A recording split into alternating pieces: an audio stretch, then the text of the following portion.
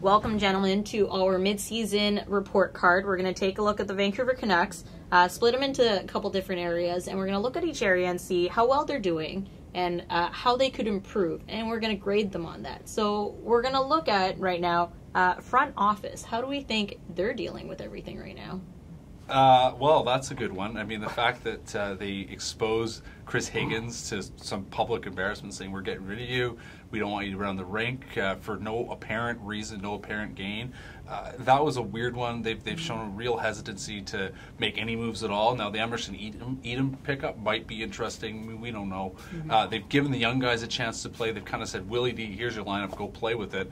That's, I guess, a positive. They've actually said that. But on the whole, there's been a real reluctance to kind of play around the edges, really see what's going on. So, I mean, for showing up and putting a lineup on the ice, I guess you get a C-, but... I'd probably give them a C, maybe C+. I think they've got some wins here, Patrick, and some losses. I think, the Jacob Markstrom thing goes back to the Eddie Lack trade and the decision they made there, and so far that's a win. Sven Baertschi looked like a loss for a lot of the first half of the season, but now he's starting to play well, and you're starting to think, okay, this is a player who can produce, and if he is, that's a big win for this front office. I don't think the Chris Higgins situation was handled well at all. Like, they needlessly embarrassed this guy, posted to the world that they were trying to trade him and no one wanted him, and I'm not sure, other than PR, for their fans, why they would do that to him. I know he wasn't happy with the way that was handled. Frankie Corrado, that's a big fail for this group. You don't give up on 22-year-old right shot defenseman for no reason other than the fact that you couldn't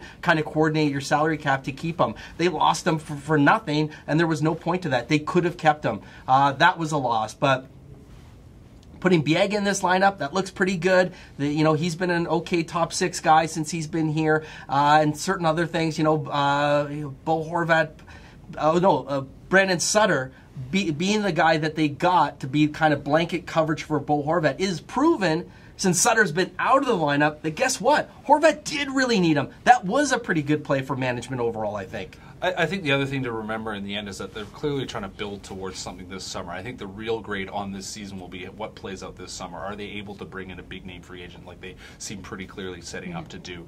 What are they able to do, again, around the edges? Are they able to find guys that are going to fill the middle order of that defensive setup? That you can't have Lucas Spiza as your number 3 defenseman. I don't think anybody would want to see that, and yet they've kind of set it up that way. You can't have Yannick Weber playing in your top 4. I like Alex Biega. Seems like a nice guy, but he's punching above his weight. He's not a top 4 defenseman, nor is Matt Bartkowski. So who's going to fill in those holes? So to me, that's what we're looking at. Can they make something happen at the trade deadline?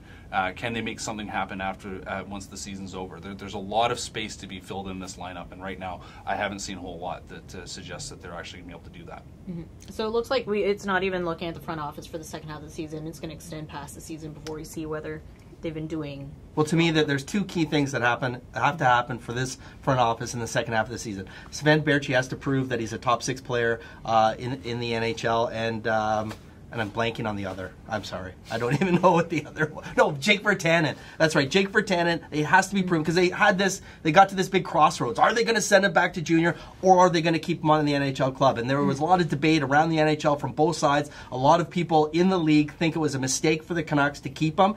If that works out in the second half of the year, if he can get like offensive roles, if he can help the team, if he can keep his head above water, I think that's going to be a big win for the front office. They got 20 games left before they have to make another decision on him, whether they want to burn a year of free agency. That's another thing to watch and to see how he progresses in that time.